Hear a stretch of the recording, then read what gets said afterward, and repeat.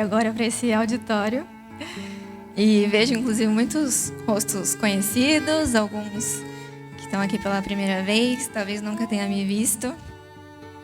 E antes de qualquer coisa, então, acho que eu preciso me apresentar brevemente. Eu sou a Veri Lorenzetti, mãe da Maria Rita, de 2 anos, que infelizmente não está aqui. Todos os congressos ela veio, esse não. Mãe do Luiz Miguel, que está no céu, e do Luiz Augusto, que está aqui na minha barriga. Eu sou arquiteta, fundadora da Vila Bela, desse congresso de arquitetura perene. E há 4 anos, quando a gente começou esses encontros, eu não imaginava a proporção que ele tomaria. Eu só sabia de maneira ainda muito superficial que alguma coisa estava profundamente errada no modo como a gente constrói nossas casas, as nossas cidades e, consequentemente, o modo como a gente constrói as nossas vidas, as vidas das famílias que nos são confiadas. Faltava sentido, né? E eu sabia que a beleza não era um enfeite opcional, mas era uma questão de dignidade humana. Mas como isso funciona exatamente na arquitetura? Esse congresso nasceu, então, dessa inquietação, dessa busca pela verdade, uma busca, afinal, pela beleza. E hoje, então, ele chega à sua 4ª edição e à sua última edição. E é importante que vocês entendam que não é um fim, né? Mas é um encerramento de... não é um encerramento de uma história, né? É o início de uma outra fase. E a partir de agora eu vou me dedicar de uma forma muito concreta e intensa ao escritório de arquitetura, em parceria com especialistas, para a gente começar, de fato, a construir um Brasil com mais sentido e mais beleza. E eu não posso fazer isso sozinha. Nós vamos nos dedicar a fazer isso juntos. Eu e vocês, agora no dia a dia, com quem realmente quiser colocar a mão na massa. Eu nunca quis que o Congresso de Arquitetura Perene fosse um palco eterno para que eu chamasse pessoas importantes aqui e ficasse entre eles, ano após ano, só para entreter vocês, né? Muito menos uma escola técnica que iria ensinar os detalhes, né, de arquitetura. Desde o início, a intenção sempre foi que ele fosse uma escola de formação humana em busca da beleza na arquitetura. Um chamado a quem fosse interessado em arquitetura para ser gente e para trabalhar para a gente. Que em algum momento eu pudesse olhar para essa plateia e dizer: agora vai, é com vocês. E hoje é esse dia. Talvez alguns se perguntem por quê, né? Por que encerrar um evento que cresceu, que ganhou respeito, que trouxe nomes internacionais, que marcou tantas vidas? E é justamente por isso. Porque se depois de 4 anos tudo ainda dependesse de mim, alguma coisa deu errado. E a arquitetura perene não existe para criar dependentes, mas para formar responsáveis. O mundo não precisa de mais um congresso anual para entreter arquitetos por 2 dias. O mundo precisa de arquitetos, estudantes, professores, paisagistas, designers e famílias que saiam daqui decididos a viver de outro modo, a projetar de outro modo e a ensinar de outro modo. Este é o congresso, esse é o último congresso, porque a partir de agora a responsabilidade então passa para vocês. E porque eu mesma preciso sair do palco e entrar com vocês no trabalho concreto, no escritório, nos projetos, nas parcerias, nas obras, nas decisões do dia a dia. Assim como numa obra, né? A gente vai, então, fazemos muito bem feito a fundação, mas em certo momento precisamos parar de mexer no alicerce para começar a levantar as paredes e assentar o piso. Também na vida, às vezes, é assim. A gente precisa deixar as etapas que são muito queridas para assumir com a mesma dedicação aquilo que nos é pedido agora. E ao longo desses anos, eu fui amadurecendo também o significado dessa expressão, né? Arquitetura perene. No fundo, foi apenas um nome que eu dei para algo que sempre fez muito sentido na minha cabeça, a filosofia aplicada à arquitetura. E a tentativa de responder se existe um princípio objetivo, universal, na beleza arquitetônica que fala ao coração de qualquer ser humano em qualquer época e o ajuda a viver melhor, o eleva, o ajuda a ser mais virtuoso. O meu desejo com esse estudo e, sobretudo, com essa aplicação concreta é que a vida e o trabalho dos seres arquitetos, permitamos chamá-los assim, transcendam a mera beleza material das fachadas e dos interiores e dos renders. Que cada um de vocês possa ser, com a sua profissão, um caminho para que as famílias que se aproximarem de vocês encontrem algo da beleza suprema, da beleza que não passa. E aqui eu quero tocar num ponto muito delicado, inspirado nos grandes pensadores e santos que já nos ensinaram, que a beleza flui através de nós, mas nós não somos a beleza. Somente Deus, em qualquer sentido absoluto, é beleza. Para nós, que trabalhamos com formas, cores, proporções, isso é uma tentação constante. A tentação de achar que a beleza vem de nós. Ou pior, de achar que nós somos a beleza que inspira e atrai. Quando isso acontece, a beleza deixa de ser ícone e se torna ídolo. Deixa de apontar para algo acima de nós e passa a girar em torno de nós mesmos e revelar só a nossa miséria. A idolatria é o sinal claro de que o nosso desejo profundo pela beleza foi degradado. Mas a solução para o desejo degradado não é matar o desejo. Não é condenar, não é negar ou reprimir o desejo pela beleza em si. Isso seria um barro pronto, inclusive, para o demônio. A única cura para o desejo desordenado é a abundância do bom desejo.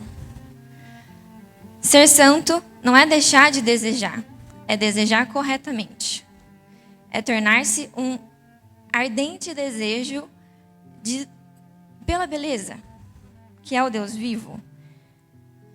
Na vida de muitos de nós, eu sei que, inclusive, a mensagem que pairava no ar era o contrário, de que religião era o oposto da paixão, do desejo, do anseio, que tudo isso deveria ser reprimido em favor de seguir as regras. E isso matou a fé, inclusive, de muita gente e de muitos artistas. Por isso, hoje, eu quero dizer claramente que ser humano é ser atraído pela beleza. É desejar sempre mais e melhor beleza, sim. É gozar da verdade e do bem cada vez mais evidentes. Nós fomos feitos para a beleza e a beleza foi feita para nós. Só para nós, nenhum outro animal. Vocês já viram um ratinho contemplando um pôr do sol? Nós somos atraídos por tantas belezas porque, em última instância, buscamos a beleza suprema, que é o próprio Deus. Dito isso, é fundamental fazermos um grande ponto de atenção juntos. A arquitetura tradicional não pode se tornar uma idolatria. Se isso acontecer, nós estaremos apenas criando uma nova ideologia. A ideologia de que salvaremos o mundo quando tudo for arquitetura tradicional. E quem não seguir a arquitetura tradicional deve ser destruído, cancelado, ridicularizado. Isso não existe. A arquitetura tradicional não salvará o mundo. Cristo salvou o mundo. E Ele, que é a beleza encarnada, não encontrou sequer um lugar digno onde repousar a cabeça nesse mundo. Então, É as regras dele que nós devemos seguir e não ao dos fanáticos da arquitetura tradicional, digamos assim. Aqui eu falo das regras do bem. É preciso ser bom ao querer fazer coisas boas. Mas atenção, reconhecer que só o bem salva não significa cruzar os braços e dizer, então não vamos fazer nada bonito, né? Porque nada é a beleza mesmo. Isso também não é humano. É um desleixo ou uma cegueira animal. A desesperança total e o não reconhecimento da beleza desse mundo não é o caminho também. O nosso desejo de beleza não deve ser apagado e nem virar idolatria imaterial, né? Nenhum nem outro. Deve ser, então, purificado. Nós não estamos aqui para destruir a feiura amarretada, mas para constrangê-la, cercando o mundo de beleza. Não estamos aqui para travar uma guerra histérica contra o mal, mas para a bondade e bem com elegância. O mal se destrói pela superabundância do bem. A mentira se desmancha pela revelação simples da verdade. E a feiura é constrangida quando é rodeada por beleza. É assim que o próprio Deus age. Ele não fez chover argumentos e constrangimentos contra a escuridão. Ele acendeu uma luz. E a escuridão, por definição, não resiste à luz. O mundo já está vencido. A nós cabe simplesmente continuar seguindo as regras do que sempre vence. Do bem, amar, servir, trabalhar com excelência, construir com responsabilidade, ensinar com paciência, adornar o mundo com a mais linda beleza. No fim, na colheita, o verdadeiro juiz separará o joio do trigo e não nós. O joio queimará, então fiquem tranquilos. O trigo triunfará por toda a eternidade. Este é o nosso legado. Deixarmos beleza, bondade e verdade por onde quer que passemos, com quem quer que trabalhemos, em qualquer escala, seja como grandes árvores frondosas ou seja como pequenas florzinhas quase invisíveis aos olhos do mundo. E aqui entra o valor de uma casa perene, que nada mais é que colocarmos princípios universais da beleza que já existe nela. Deus criou o mundo e viu que tudo era bom. Só precisamos agora estudar essa ordem natural e aplicá-la às nossas obras de arte. Afinal, foi exatamente isso que os grandes arquitetos e os grandes artistas fizeram. Estudaram a beleza, descobriram qual era o código que deixaria algo belo e não tentaram inventar belezas que só existem em suas cabeças. E muito menos ousaram descobri-la e não segui-la, propositalmente, para chocar. Aliás, muitos artistas seguiram exatamente esse último caminho. Mas não os bons artistas. Só aqueles que queriam chamar a atenção. E muitos conseguiram. A vida muda, as necessidades mudam, as fases da família mudam e a casa permanece por gerações. Em um nível simbólico, a casa deveria representar nossas aspirações morais, regidas pela lei natural e pela unidade de Deus. O grande problema das casas modernas é que elas falham justamente nessa dimensão simbólica, que parece ser só um detalhe, mas fica nítido quando vemos o resultado final estampado esteticamente. Cidades caóticas. Elas podem até chamar a atenção, afagar muitas vaidades momentâneas, mas não dizem nada à ordem da alma. Resultado? A cidade se torna um caos vazio de sentido, feita de blocos que poderiam estar em qualquer lugar do mundo, servindo a qualquer coisa, dizendo absolutamente nada sobre quem somos e o que verdadeiramente buscamos. Desde o início da civilização, o homem buscou a beleza para adornar paredes e jarros, mas a nossa civilização parece estar adormecida, buscando justamente rebaixar a nossa dignidade humana, até que veremos todos bichos conformados a viver em baias, onde parece ser a nossa mais aceitável opção.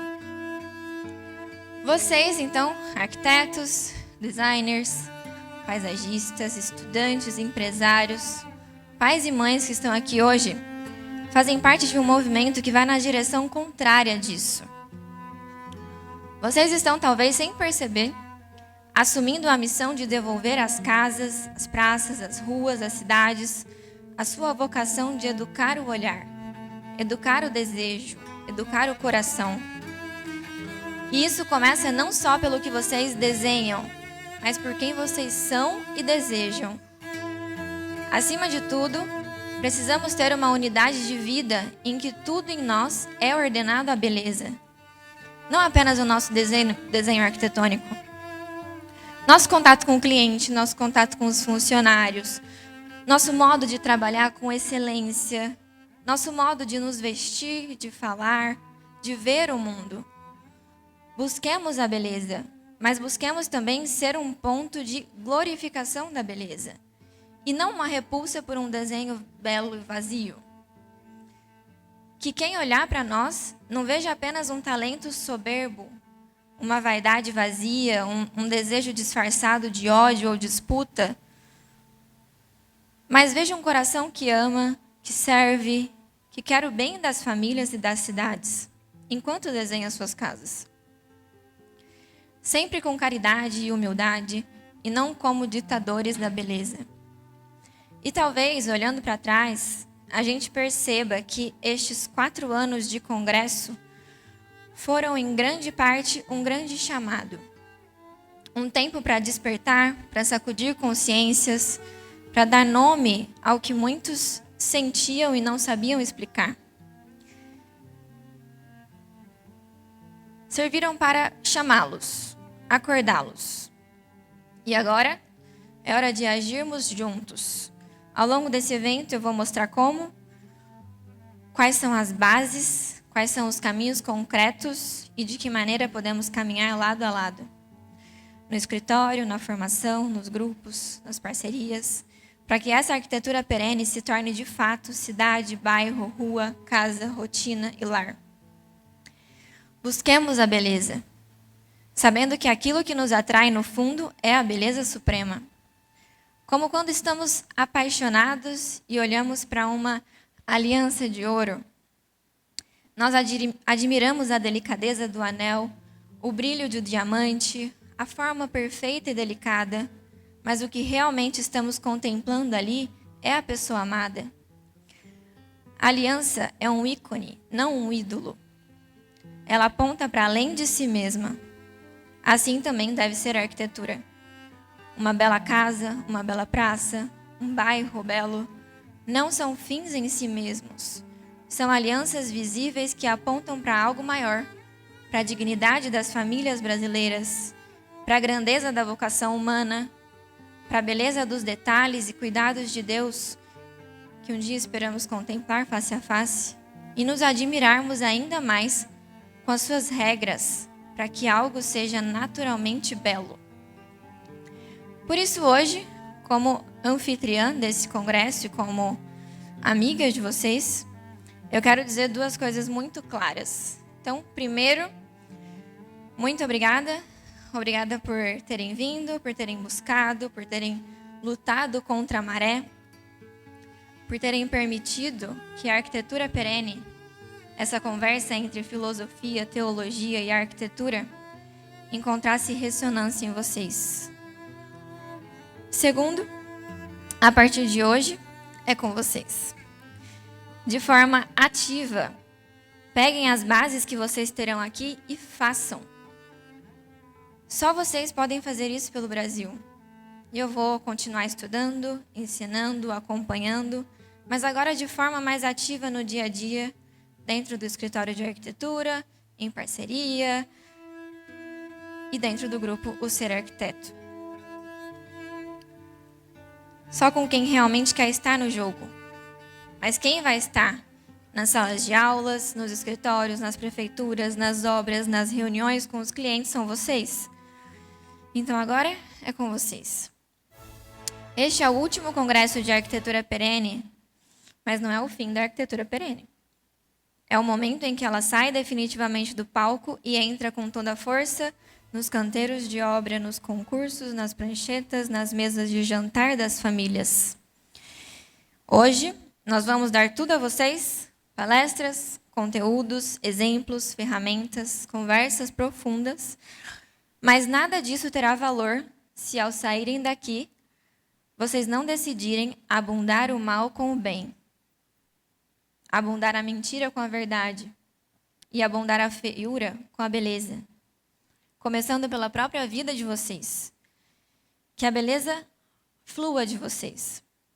Que ao final desse dia, cada um possa ouvir no íntimo do coração algo parecido com as bem-aventuranças aplicada à nossa vocação. Felizes os arquitetos que servem a verdade, porque suas obras permanecerão. Felizes os que constroem casas que educam para o bem, porque serão chamados benfeitores de famílias. Felizes os que sofrem por amar a beleza autêntica, porque estão ajudando a curar a feiura do mundo.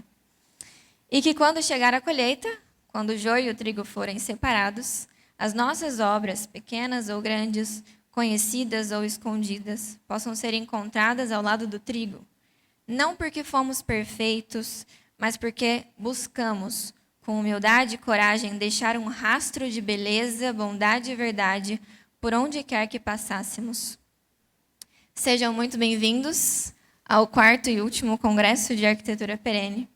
Que ele seja de verdade um divisor de águas, não só na história da arquitetura do Brasil, mas na história pessoal de cada um de vocês. Obrigada.